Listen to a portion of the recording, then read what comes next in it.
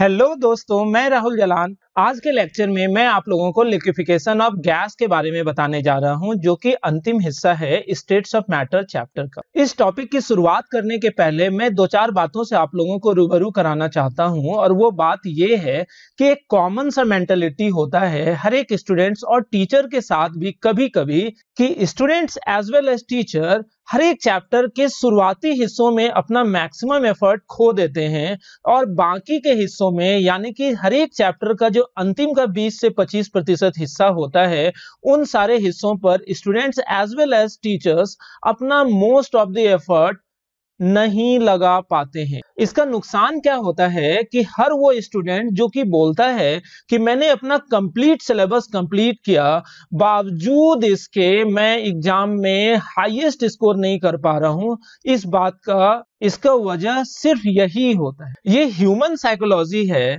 कि जब कोई भी चैप्टर शुरू होता है तो वहां पर हर व्यक्ति बहुत ज्यादा एनर्जेटिक महसूस करता है, और जैसे जैसे समय बीतता है तो चैप्टर के अंतिम हिस्सों में स्टूडेंट्स बोरियत की वजह से उन अंतिम के हिस्सों को अच्छे से नहीं कर पाता है, जिसका कि सबसे बड़ा ड्रॉबैक ये बनता है कि एग्जाम्स में बच्चे 70% क्वेश्चन तो अच्छे से अटेम्प्ट कर लेते हैं, और बाकी के 20-30% क्वेश्चन उन्हें बहुत ज्यादा टफ महसूस होता है। जबकि बात यह है कि वो क्वेश्चंस बहुत ज्यादा टफ नहीं थे, वो 20 से 30% क्वेश्चन जिसे टफ माना जाता है, वो क्वेश्चंस हर एक चैप्टर के अंतिम हिस्सों से आया हुआ होता है, और स्टूडेंट चूंकि उन क्वेश्चंस के बारे में, उन क्वेश्चंस के कॉन्सेप्ट के बारे में नहीं जानते हैं, इस वजह से स्टूडेंट को वो क्वेश्चंस टफ लगते हैं। जैसे कि हम लोग नीट की ही बात कर लें तो नीट में आउट ऑफ 720 आप लोग जानते हो कि 600 से ज्यादा मार्क्स अगर आप लोग अर्न नहीं करोगे तो आप लोग अच्छे कॉलेज में एमबीबीएस का सपना भी नहीं देख सकते हो। और बहुत अच्छी तैयारी के बावजूद बच्चे क्यों नहीं 600 के आसपास पहुंच पाते हैं, तो उसका मुख्य वजह यही होता है कि वो हर एक सब्जेक्ट के हर एक चैप्टर के अंतिम हिस्सों को बहुत अच्छे कंसंट्रेशन के साथ प्रिपेयर करके नहीं एग्जाम अटेंड करते हैं, जो कि उन लोगों के कमजोरी का वजह बनता है। तो आओ बच्चों, हम लोग ये शपथ लेते हैं कि हम लोग हर एक चैप्टर को अंतिम तक एक ऑर्डर के एफर्ट के साथ कंप्लीट करेंगे, जिस वजह से हम लोगों में कोई खामी और कोई कमी ना रह जाए। तो बच्चों, लिक्विफिकेशन ऑफ गैस भी चूंकि स्टेट्स ऑफ मैटर का अंतिम हिस्सा होता है, और आप पाओगे कि मोस्ट ऑफ द स्टूडेंट जिन्होंने कि स्टेट्स ऑफ मैटर कंप्लीट कर चुका है, उन लोगों का आइडियल गैस और ज्यादातर उन लोगों का आइडियल गैस तक का हिस्सा तो बहुत अच्छे से कंप्लीट होता है। रियल गैस कुछ कुछ बच्चे अच्छे से करके जाते हैं, लेकिन उसके बाद के हिस्से जैसे कि लिक्विफिकेशन ऑफ गैस और इसके बाद वाला लिक्विड स्टेट वगैरह बच्चा करके ही नहीं जाता है, जो कि उन बच्चों के कमजोरी का वजह बनता है। हम लोग ऐसी गलती नहीं करेंगे और हम लोग इन हिस्सों को भी अच्छे से कंप्लीट करेंगे। ओके स्टूडेंट्स, तो बच्चों आज हम लोगों को लिक्विफिकेशन ऑफ गैस के बारे में जानना है। लिक्विफिकेशन ऑफ गैस होता क्या है? हम लोग जानते हैं कि हर एक गैस जो होता है बहुत छोटे छोटे पार्टिकल से मिलकर बना होता है, और हर एक गैसियस सिस्टम में गैसियस मॉलिक्यूल के बीच लार्ज इंटर पार्टिकल डिस्टेंस मौजूद होता है।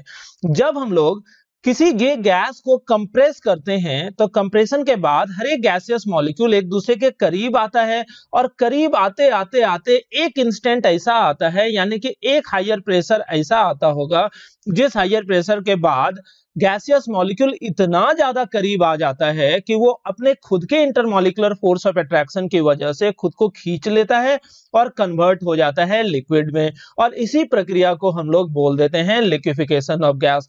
यहां पर मैं ये बात भी जोड़ दूं कि इस लिक्विफिकेशन ऑफ गैस सिर्फ और सिर्फ रियल गैस में ही संभव होता है, जहां पर कि there must be some intermolecular force of attraction present in between the gaseous molecules. Okay student, लेकिन अगर आप मान लो आइडियल गैस की हम लोग बात करें तो आइडियल गैस में काइनेटिक थ्योरी ऑफ गैस के अनुसार there is no intermolecular force of attraction in between the gaseous molecule. इसका मतलब क्या होता है कि जब आप लोग कंप्रेस करोगे गैस को हाई प्रेशर पर, तो चाहे आप कितना भी प्रेशर लगा दो, गैसियस मॉलिक्यूल कितना भी करीब आ जाएगा, तो चूंकि वहां इंटरमॉलिक्यूलर फोर्स ऑफ अट्रैक्शन तो है ही नहीं, तो जैसे आप प्रेशर रिलीज करोगे वो दोबारा से गैस में ही कन्वर्ट रहेगा, यानी कि वो लिक्विड बनेगा ही नहीं। ओके स्टूडेंट, यानी कि लिक्विफिकेशन ऑफ गैस की बात सिर्फ और सिर्फ रियल गैस में हो सकती है, आइडियल गैस में लिक्विफिकेशन ऑफ गैस की हम लोग बात भी नहीं कर सकते हैं।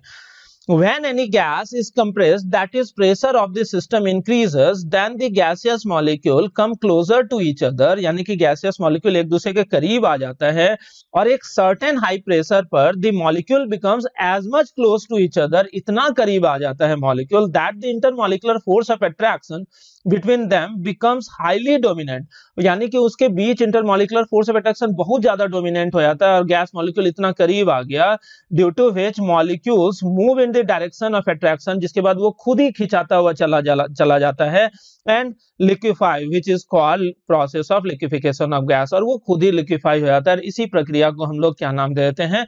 Liquefaction of gas. Liquefaction of gas के दौरान क्या क्या होता है वो बात आप लोग जान लो। During liquefaction pressure and temperature of the system remain constant. इस बात को आप लोग गांठ बांध के याद कर लो कि जब भी लिक्विफिकेशन की प्रक्रिया होती है तो उस दौरान प्रेशर और टेम्परेचर सिस्टम का नहीं बदल सकता है। यहां तक कि आपको यह भी याद रखना चाहिए कि during phase change, any kind of phase change, यानी कि सॉलिड से लिक्विड, लिक्विड से गैस, गैस से सॉलिड, गैस से लिक्विड, कुछ भी हो तो उस दौरान प्रेशर और टेम्परेचर हमेशा कांस्टेंट होता है। तो चूंकि लिक्विफिकेशन ऑफ गैस भी फेज चेंज का ही एक केस है, तो यहां पर भी प्रेशर और टेम्परेचर जो है गैस का यानी कि सिस्टम का हमेशा कांस्टेंट रहेगा। दूसरा बात क्या है कि as the temperature increases the pressure required for liquefaction of gas also increases. इस बात को भी याद रखना कि जब हम लोग ये वाला एक्सपेरिमेंट एक सर्टेन टेम्परेचर पर कर रहे हैं तो वहां पर प्रेशर लगेगा तो एक सर्टेन प्रेशर पर गैस लिक्विफाई होगा, लेकिन जैसे आप यही काम किसी और टेम्परेचर पर करोगे यानी कि सम हायर टेम्परेचर पर करोगे तो वहां पर चूंकि गैस टेम्परेचर बढ़ाने के बाद फैलना चाहेगा, तो वहां पर उसको लिक्विफाई करने के लिए आपको ज्यादा प्रेशर अप्लाई करना होगा। यानी कि 25 डिग्री सेल्सियस पर अगर कोई गैस 10 एटीएम प्रेशर पर लिक्विफाई हो रहा है तो 50 डिग्री सेल्सियस पर वो गैस 10 एटीएम पर नहीं बल्कि 10 से कहीं ज्यादा प्रेशर पर लिक्विफाई होगा। Okay student, there is a certain temperature for each gas above which gas can never be liquefied, however high the pressure will become is called critical temperature of that particular gas। अब हम लोग बात करते हैं critical temperature की। अभी हम लोगों ने डिस्कस किया कि जैसे जैसे हम लोग टेम्परेचर बढ़ाएंगे तो गैस को लिक्विफाई करने के लिए जो प्रेशर रिक्वायर्ड होगा वो भी बढ़ता चला जाएगा। यानी कि 10 डिग्री सेल्सियस पर सम प्रेशर लगेगा तो 20 डिग्री सेल्सियस पर उससे ज्यादा प्रेशर लगेगा गैस को लिक्विफाई करने के लिए, 30 डिग्री सेल्सियस पर उससे भी ज्यादा प्रेशर लगेगा तब जाके गैस लिक्विफाई होगा, और टेम्परेचर बढ़ाएंगे तो और ज्यादा प्रेशर लगेगा तो जाके गैस लिक्विफाई होगा। इसी तरह से जैसे जैसे हम लोग टेम्परेचर बढ़ाते चले जाएंगे तो वहां पर एक ऐसा टेम्परेचर आएगा जिस टेम्परेचर के ऊपर चाहे आप कितना भी प्रेशर लगा दो गैस कभी लिक्विफाई नहीं हो, तो उस पर्टिकुलर टेम्परेचर को हम लोग नाम दे देते हैं क्रिटिकल टेम्परेचर। यानी कि वो particular minimum temperature for any particular gas above which the gas can never be liquefied, however high the pressure will become is called critical temperature। Okay, ये भी आप जान लो कि क्रिटिकल टेम्परेचर जो होता है वो किसी पर्टिकुलर गैस का कैरेक्टरिस्टिक प्रॉपर्टी होता है और एक स्पेसिफिक कांस्टेंट भी आप बोल सकते हो, जैसे कि CO2 का क्रिटिकल टेम्परेचर अपना कुछ होता होगा, H2 का क्रिटिकल टेम्परेचर अपना कुछ होता होगा, N2 का क्रिटिकल टेम्परेचर अपना कुछ होता होगा, यानी कि गैस पर उसका क्रिटिकल टेम्परेचर भी अलग अलग होगा। तो कैसे ये निर्भर करता है अलग अलग गैस पर? तो निर्भर करता है इंटरमॉलिक्यूलर फोर्स ऑफ अट्रैक्शन के आधार पर। अगर किसी गैस के बीच इंटरमॉलिक्यूलर फोर्स ऑफ अट्रैक्शन ज्यादा होगा तो उस गैस का क्रिटिकल टेम्परेचर भी ज्यादा होगा। अगर किसी गैस के बीच इंटरमॉलिक्यूलर फोर्स ऑफ अट्रैक्शन कम होगा तो क्या होगा? उस गैस का क्रिटिकल टेम्परेचर कम होगा। यानी कि as the intermolecular force of attraction between the gaseous molecule increases, critical temperature also increases. Means what बच्चों, critical temperature is directly proportional to intermolecular force of attraction. जैसा कि यहाँ पर एग्जांपल भी दिया हुआ है कि hydrogen, nitrogen, oxygen, carbon monoxide, CH4, CO2, HCl, NH3 वगैरह में intermolecular force of attraction H2 से लेकर NH3 की तरफ बढ़ रहा है। तो NH3 में चूंकि ज्यादा इंटरमॉलिक्यूलर फोर्स ऑफ अट्रैक्शन है, इस वजह से क्रिटिकल टेम्परेचर भी इसी का ज्यादा होगा। और आपको जानना चाहिए कि जिसका क्रिटिकल टेम्परेचर ज्यादा है, यानी कि जिसका इंटरमॉलिक्यूलर फोर्स ऑफ अट्रैक्शन ज्यादा है, उस गैस को लिक्विफाई करने में कम प्रेशर लगेगा, क्योंकि उसमें इंटरमॉलिक्यूलर फोर्स ऑफ अट्रैक्शन ज्यादा है, तो कम ही प्रेशर पर वो खुद ही खिंचा के लिक्विड में कन्वर्ट हो जाएगा। तो यानी कि pressure required to convert into gas into liquid किसका ज्यादा होगा, हाइड्रोजन का, और NH3 में कम ही प्रेशर पर वो लिक्विफाई हो जाएगा। अब बच्चों यहाँ पर कुछ इंपॉर्टेंट बात को हम लोग देख लेते हैं कि जब हम लोग टेम्परेचर को क्रिटिकल टेम्परेचर के आसपास रखें तो उस स्थिति में as the temperature increases, density of liquid decreases और density of vapour increases. Okay student, लेकिन जैसे टेम्परेचर क्रिटिकल टेम्परेचर के बराबर हो जाता है तो क्रिटिकल टेम्परेचर पर आप लोगों को याद करना है ये वाली बात कि density of liquid will becomes equals to density of vapor या गैस। ओके स्टूडेंट, अब यहां पर हम लोग देखते हैं क्रिटिकल टेम्परेचर पर, eight critical temperature and below critical temperature the meniscus between liquid and gas appear या प्रेजेंट। यानी कि जब क्रिटिकल टेम्परेचर पर देखें या उससे थोड़ा कम टेम्परेचर पर, तो लिक्विड और वेपर के बीच जो सरफेस लेयर है वो अपने को दिखेगा, लेकिन जैसे just above critical temperature the meniscus between liquid and gas disappear, यानी कि लिक्विड और गैस के बीच का जो सरफेस रहता है वो गायब हो जाएगा, अपने को पता ही नहीं चलेगा कि कहां तक लिक्विड है और कहां के बाद गैस है। And both the part become same and can not be isolated, okay, which is called super critical fluid. तो यही जवाब है, यानी कि कोई भी लिक्विड क्रिटिकल टेम्परेचर के ऊपर किस तरह से काम करता है बच्चों, सुपर क्रिटिकल फ्लूइड के तरह। As for example, critical temperature of CO2 30.8 degree Celsius है, यानी कि 30.8 डिग्री सेल्सियस के ऊपर CO2 को हम लोग कभी लिक्विफाई नहीं कर पाएंगे, चाहे हम लोग कितना भी प्रेशर क्यों ना लगा दें। लेकिन एट 31.2 डिग्री सेल्सियस, जो कि 30.8 डिग्री सेल्सियस से ज्यादा है, CO2 act as super critical fluid which is used to remove caffeine from coffee beans. Coffee bean से कैफीन को हटाने के लिए हम लोग इसका उपयोग करते हैं। क्रिटिकल टेम्परेचर से संबंधित एक और बात अपने को याद रखना चाहिए, और वो ये है कि at critical temperature the molecular speed of gaseous molecule becomes as much high so that it compensate the intermolecular force of attraction between the gaseous molecule due to which the gas will not liquefy। समझे? और यही वजह है कि critical temperature के ऊपर gas क्यों नहीं लिक्विफाई होता है। दरअसल क्रिटिकल टेम्परेचर के ऊपर इंटरमॉलिक्यूलर फोर्स ऑफ अट्रैक्शन से को सीज करने के लायक मॉलिक्यूल का इंटर पार्टिकल स्पीड हो जाता है, काइनेटिक एनर्जी इतना ज्यादा होता है कि इंटरमॉलिक्यूलर फोर्स ऑफ अट्रैक्शन को सीज कर देगा, और जिस वजह से गैस कभी कभी कभी लिक्विफाई होगा या नहीं होगा बच्चों, नहीं होगा। अब ये ग्राफ बहुत ज्यादा इंपॉर्टेंट है लिक्विफिकेशन ऑफ गैस को लेकर, आप इस ग्राफ को समझो।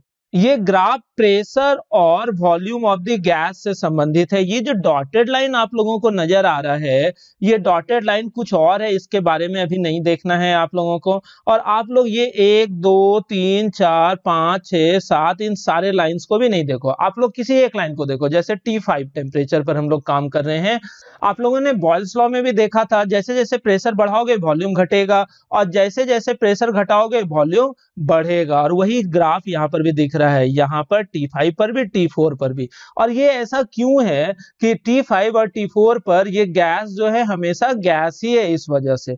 लेकिन जैसे हम लोग T1 टेम्परेचर की बात करें, अभी ये गैस, आप लोग ध्यान से देखना, हम लोग प्रेशर बढ़ाते जा रहे हैं, प्रेशर बढ़ा रहे हैं, तो देखो वॉल्यूम जो है रैपिडली कम हो रहा है। प्रेशर बढ़ाने के बाद वॉल्यूम जो है तेजी से कम हो रहा है। एक सर्टेन प्रेशर के बाद हम लोग फर्दर जैसे प्रेशर बढ़ाने की कोशिश करते हैं, तो आप गौर करो गैस जो है कन्वर्ट होने लगा लिक्विड में, और जब फेज चेंज होता है तो उस दौरान प्रेशर कांस्टेंट होता है। तो इसलिए कांस्टेंट प्रेशर की वजह से ये गैस जो है वो लिक्विड में कन्वर्ट होता चला गया। अब ये गैस लिक्विड बन चुका है, अब हम लोग बहुत ज्यादा प्रेशर भी लगाएंगे तो गैस का वॉल्यूम घटेगा, लेकिन थोड़ा थोड़ा घटेगा, क्योंकि लिक्विड की कंप्रेसिबिलिटी बहुत कम होती है। इसी तरह T2 टेम्परेचर की अगर हम लोग बात करें, जो कि T1 से ज्यादा टेम्परेचर है, तो यहाँ पर भी गैस लिक्विफाई होगा, लेकिन गैस को लिक्विफाई करने में अपने को ज्यादा प्रेशर लगेगा, इसलिए यहाँ पर T2 पर भी हम लोग प्रेशर लगाते जा रहे हैं, तो गैस जो है वो लिक्विड का वॉल्यूम घटते जा रहा है। लेकिन एक सर्टेन प्रेशर के बाद ये गैस लिक्विफाई होना शुरू होता है, तो जैसे लिक्विफिकेशन शुरू होता है तो उस दौरान जो है प्रेशर कांस्टेंट हो जाता है। जब गैस पूरी तरह से लिक्विड में कन्वर्ट हो गया तो उसके बाद लिक्विड की भी थोड़ी कंप्रेसिबिलिटी देखने को मिलती है। और वो कैसे कि हम लोग यहाँ पर फर्दर जब प्रेशर बहुत ज्यादा बढ़ाते हैं तो थोड़ा बहुत वॉल्यूम घट जाता है, क्योंकि लिक्विड की कंप्रेसिबिलिटी बहुत कम है। फिर किसी और टेम्परेचर T3 पर भी यही हम लोग ग्राफ प्लॉट करते हैं, तो देखते हैं क्या है कि जैसे जैसे हम लोग प्रेशर बढ़ा रहे हैं तो गैस का वॉल्यूम रैपिडली कम हुआ, लेकिन एक सर्टेन प्रेशर के बाद जब गैस का मॉलिक्यूल इतना करीब आ जाता होगा कि इंटरमॉलिक्यूलर फोर्स ऑफ अट्रैक्शन की वजह से ही गैस खुद को खींचकर लिक्विड में कन्वर्ट होने लगता होगा, तो उसके बाद हम लोग को फर्दर प्रेशर बढ़ाने की जरूरत नहीं होती, क्योंकि वहां पर कांस्टेंट प्रेशर पर गैस लिक्विफाई होता है। और जैसे गैस लिक्विड बन जाता है तो उसके बाद जो होता है फर्दर प्रेशर बढ़ाने पर थोड़ा बहुत वॉल्यूम में डिक्रीमेंट देखने को नजर आता है।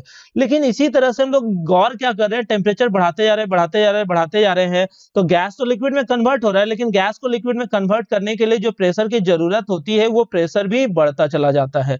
एक सर्टेन टेम्परेचर जिसको कि हम लोग क्रिटिकल टेम्परेचर बोलते हैं 30.8 डिग्री सेल्सियस, ये अगर CO2 के लिए हम लोग ये ग्राफ प्लॉट किए हुए हैं, तो क्रिटिकल टेम्परेचर पर भी हम लोग देखते हैं जैसे जैसे हम लोग प्रेशर बढ़ा रहे हैं तो गैस का वॉल्यूम घटते आ रहा है। लेकिन एक सर्टेन टेम्परेचर जिसको कि क्रिटिकल टेम्परेचर बोलेंगे, उस टेम्परेचर के ऊपर हम लोग क्या देखते हैं, गैस लिक्विड तो बना ही नहीं, ये गैस जो है गैस का गैस ही लग गया। और इसके ऊपर के टेम्परेचर पर तो गैस को चाहे हम लोग कितना भी प्रेशर लगा दें वो हमेशा गैस ही रह गया, यानी कि वो लिक्विड स्टेट में कन्वर्ट हुआ या नहीं हुआ। इस मिनिमम टेम्परेचर, जिस टेम्परेचर के ऊपर चाहे हम लोग कितना भी प्रेशर लगा दें, गैस अगर लिक्विड में कन्वर्ट ना हो तो उस मिनिमम टेम्परेचर को हम लोग बच्चों क्या नाम दे देते हैं, क्रिटिकल टेम्परेचर। ओके स्टूडेंट, यहां पर अब जब हम लोग देखते हैं ग्राफ अपना नेचर कहां पर चेंज करता है, जैसे T1 टेम्परेचर पर इस पॉइंट पर, T2 टेम्परेचर पर इस पॉइंट पर, T3 टेम्परेचर पर इस पॉइंट पर, यानी कि ऐसा बहुत सारे टेम्परेचर का हम लोग एक्सपेरिमेंट के दौरान ग्राफ प्लॉट करें तो हर एक के फेज चेंज के पॉइंट को जब हम लोग मिलाते हैं, ये सारा पॉइंट कौन सा पॉइंट है, गैस टू लिक्विड। उसी तरह यहाँ पर लिक्विड टू लिक्विड, ये जो है गैस टू लिक्विड में फेज में कन्वर्ट होने लगा, और यहाँ जब पूरी तरह से लिक्विड कन्वर्ट हुआ तब जब हम लोग इन सारे पॉइंट को आपस में मिलाते हैं तो ये पॉइंट मिलाने के बाद कुछ इस तरह का कर्व अपने को देखने को मिलता है। ओके स्टूडेंट, और ये सारा टेम्परेचर इंक्रीजिंग ऑर्डर में, वही कुछ हम लोगों ने यहाँ लिखा है, T1 से ज्यादा, T2 से ज्यादा, T3 से ज्यादा। TC means critical temperature, means TC dash क्या है, जहां पर लिक्विड गैस जो है सुपर क्रिटिकल फ्लूइड के रूप में काम करता है, जो कि अभी हम लोगों ने पहले भी देखा। और इस टेम्परेचर पर लिक्विड और गैस के बीच कोई बाउंड्री नहीं रह जाता है, और यहाँ पर हम लोग लिक्विड को क्या बोलते हैं, super critical fluid. Okay student, अब हम लोग कुछ इंपॉर्टेंट रिलेशंस को देख रहे हैं और इन रिलेशंस को आप लोगों को याद भी करना पड़ेगा। जैसा कि हम लोगों ने पिछले ग्राफ में देखा था कि वो टेम्परेचर, जिस टेम्परेचर के ऊपर गैस कभी भी लिक्विफाई ना हो, चाहे हम लोग कितना भी प्रेशर क्यों ना लगा दें, तो इस मिनिमम टेम्परेचर को हम लोग बोलते हैं क्रिटिकल टेम्परेचर। और क्रिटिकल टेम्परेचर के कॉरेस्पॉन्डिंग जो वॉल्यूम होता है उसे हम लोग बोल देते हैं क्रिटिकल वॉल्यूम, और क्रिटिकल टेम्परेचर के कॉरेस्पॉन्डिंग जो प्रेशर होता है वो क्रिटिकल प्रेशर कहलाता है। अब हम लोगों को देखना है कि क्रिटिकल टेम्परेचर, क्रिटिकल प्रेशर और क्रिटिकल वॉल्यूम किस तरह से गैस के वैन डर वाल्स कांस्टेंट यानी कि स्मॉल a और स्मॉल b से रिलेट करता है। और वो रिलेशन यहाँ पर है, क्रिटिकल टेम्परेचर जो होता है that is equal to 8a/27 RB। Okay student, critical pressure is equal to a/27 B square. Okay student, और क्रिटिकल वॉल्यूम जो होता है that is equal to 3B। और ये तीनों फॉर्मूला आप लोग 2 मिनट रुक कर वीडियो को पॉज करके ये अभी के अभी याद कर लो। और ये याद करना बहुत जरूरी है, क्योंकि लेक्चर को शुरू करने के पहले ही हम लोगों ने डिस्कस किया था चैप्टर क्यों टफ होता है। चैप्टर इन्हीं छोटी छोटी बातों के वजह से टफ हो जाता है। अब बच्चों हम लोग कुछ छोटे छोटे टर्म्स के बारे में देखते हैं जो कि IIT एडवांस के लिए बहुत ज्यादा इंपॉर्टेंट होता है, बहुत आसान है। टफ कोई भी चीज क्यों होता है, अगर आपके जानकारी में नहीं है तो वो टफ है, अगर आप उन चीजों के बारे में जान रहे हो तो वो आसान है। तो यहाँ पर हम लोग अगली बात जो कर रहे हैं वो रिड्यूस पैरामीटर की बात कर रहे हैं। रिड्यूस पैरामीटर होता क्या है, कुछ भी नहीं है, ये रिप्रेजेंटेशन है। जैसे रिड्यूस प्रेशर को हम लोग पाई से दर्शाते हैं, और pi is equal to P जो कि ऑब्जर्व प्रेशर है, जो कि एक्चुअल प्रेशर है, divided by PC। PC means critical pressure. तो इस वाले फॉर्मूला से P will becomes equal to reduce pressure into critical pressure, pi is reduced pressure और PC is critical pressure. तो P will becomes equals to pi into PC और PC का value हम लोग critical pressure का value पहले से भी जानते हैं, that is A by 27B square.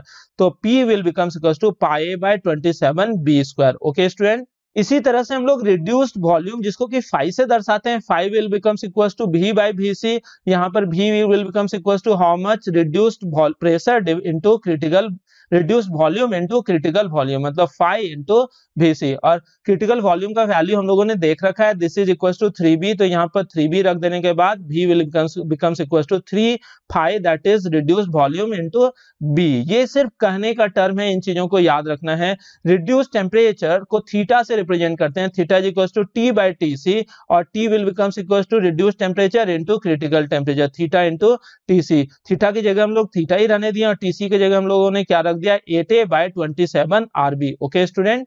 किसी भी रियल गैस के लिए, एक मोल रियल गैस के लिए इक्वेशन ऑफ स्टेट जो हम लोग जानते हैं वो क्या होता है, P plus A by V square into V minus B is equals to RT. तो यहाँ पर V, P और T का वैल्यू रिड्यूस पैरामीटर्स के टर्म में अगर हम लोग रखते हैं तो यहाँ P will becomes equals to pi A by 27B square. A by V की जगह हम लोग क्या रख सकते हैं, 3 का होल स्क्वायर. V की जगह हम लोग 3 रख दिए minus B is equal to R और T is equal to 8 theta A divided by 27 RB. जब हम लोग यहाँ पर से A बाय 9B स्क्वायर को कॉमन ले लेते हैं तो अपने को क्या मिलता है, pi by 3 plus 1 by 5 square. और यहाँ पर हम लोग B कॉमन ले लेते हैं तो 3 माइनस 1 हो जाता है. और यहाँ थीटा अगर हम लोग अलग कर लिए तो 8 theta will becomes equals to AR divided by 27B square. यहाँ पर R और R जो है ये कट आउट हो गया है. तो pi by 3 plus 1 by 5 square into 3 minus 1 is equals to 8 theta into A by 27B into ये 9, ये A by 9B square into B को उधर ले जाएंगे तो B तो कट गया तो 9B डिवाइडेड बाय A हो जाएगा. Okay student. अब इसको अगर हम लोग कट कुट करते हैं तो pi by 3 plus 1 by 5 square into 3 minus 1 is equal to 8 theta divided by 3. तो यहाँ पर बच्चों क्या मिला हम लोगों को, pi minus 3 by 5 square into 3 minus 1 is equal to 8 theta. ये क्या था, रिड्यूस्ड प्रेशर था. ये फाई क्या था, रिड्यूस्ड वॉल्यूम. और थीटा क्या था, दिस इज रिड्यूस्ड टेम्परेचर. तो इस टर्म में भी इक्वेशन ऑफ स्टेट हम लोग लिख सकते हैं. This is van der Waals equation for 1 mole of the gas. अब बच्चों हम लोग देखते हैं compressibility factor at critical point can be given as. हम लोग जानते हैं Z बराबर PV बाय RT होता है. तो यहाँ पर 1 मोल गैस के लिए है ये. यहाँ पर अगर हम लोग क्रिटिकल टेम्परेचर पर ये सारा काम कर रहे हैं तो Z बराबर P की जगह हम लोग PC रखेंगे, V की जगह VC divided by R into TC. तो क्रिटिकल प्रेशर हम लोग जानते थे कितना होता है, A बाय 27B स्क्वायर, वो यहाँ पर रख दिए. क्रिटिकल वॉल्यूम 3B के बराबर होता है, R के जगह R और TC के जगह हम लोग 8A बाय 27 RB हो गया. यहाँ पर सारे चीजों को जगह अगर हम लोग कटकुट करें तो Z will becomes equals to A by 9B into 27B by 8A. और ये बावजूद कटने के मिलेगा Z is equals to 3 by 8. तो यानी कि Z बराबर कांस्टेंट होता है और ये वैल्यू होता है 3 बाय 8 कब, क्रिटिकल टेम्परेचर पर. तो बच्चों इस तरह से हम लोगों ने अपना topic liquefaction of gas complete किया, जो कि बहुत ज्यादा आसान था. और आसान इतना, इस बात को हम लोग इस तरह से प्रूव कर सकते हैं कि क्रिटिकल कंडीशन में कंप्रेसिबिलिटी फैक्टर किसी गैस का कितना होता है, 3/8 होता है. ये एक साधारण सा क्वेश्चन है. ये क्वेश्चन अगर इस टॉपिक को पढ़े बगैर आ जाए तो आप लोगों के लिए टफ क्वेश्चन हो जाएगा, जबकि ये बहुत ज्यादा आसान क्वेश्चन है. इस वजह से इस टॉपिक को पूरे अच्छे से आप लोग याद करो, आप लोगों को बहुत फायदा मिलने जा रहा है. Okay students.